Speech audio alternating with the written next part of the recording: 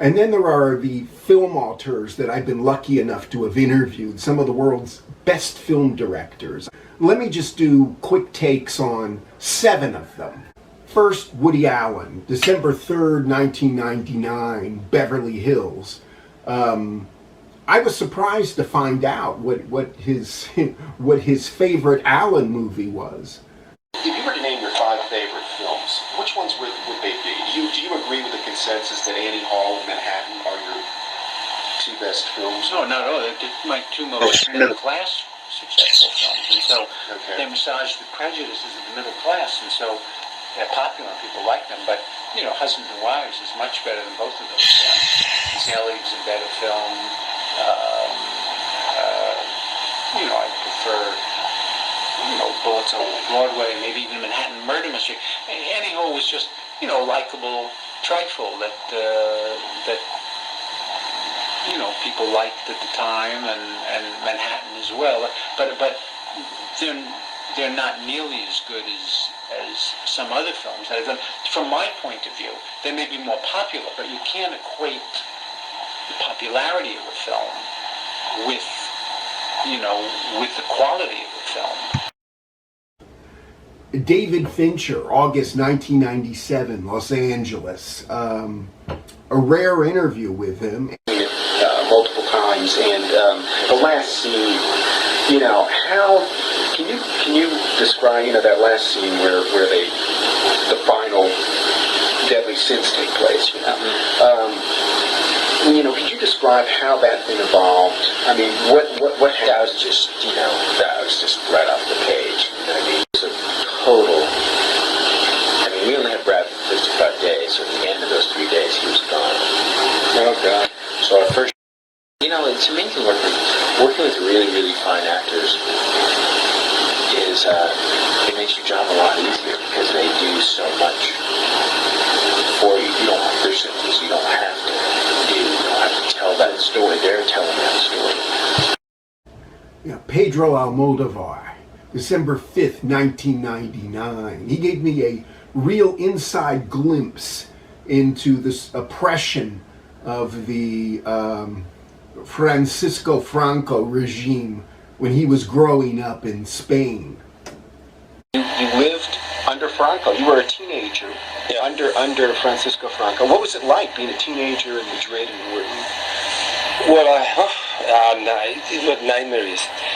Because even I didn't have, I just arrived from my little village. So, I was consciously against that regime. But I was not in any kind of party because I was not living. As I came from my little village, I could say that I didn't have problem with police, but the fear was there. The atmosphere of fear. It was the more clear souvenir that I have from that period. It was awful if you don't have. You have to go up with your identity card. Just if you discover in the street that you don't have it, it's really frightening. You have the identity.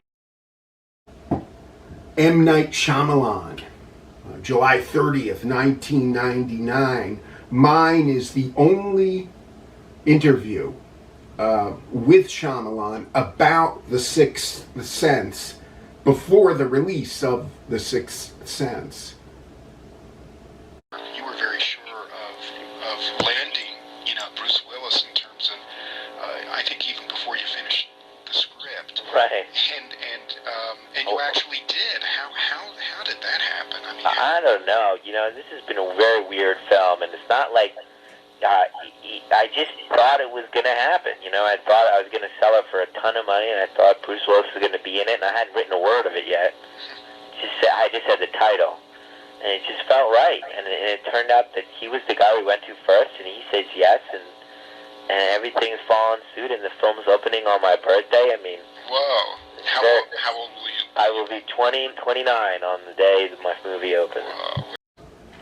John Woo, May 5th, 2000, Los Angeles.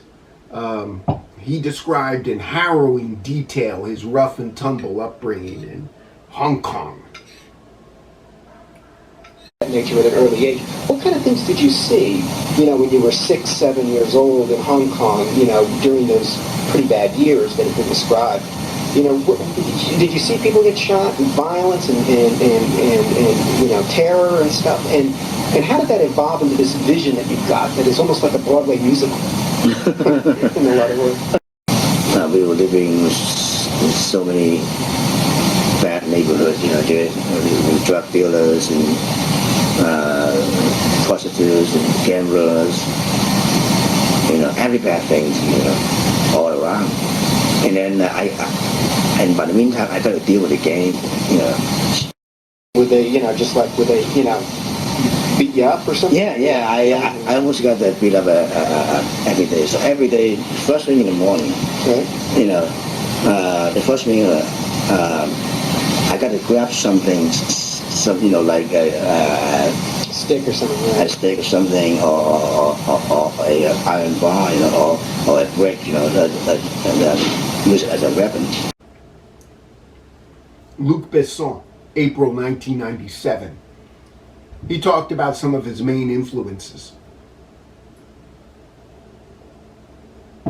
Some of your favorites growing up? But until I was living in Greece and Yugoslavia until 9 years old. Okay. So I've never watched a movie until then.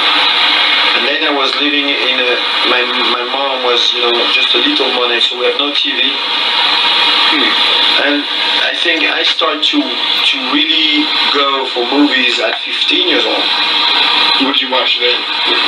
What was out?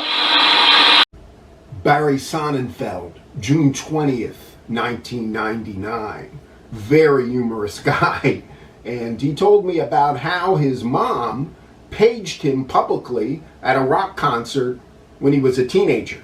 I was paged at Madison Square Garden by my mother during a rock concert at 2 in the morning with the announcer saying, "Barry Sonnenfeld, call your mother."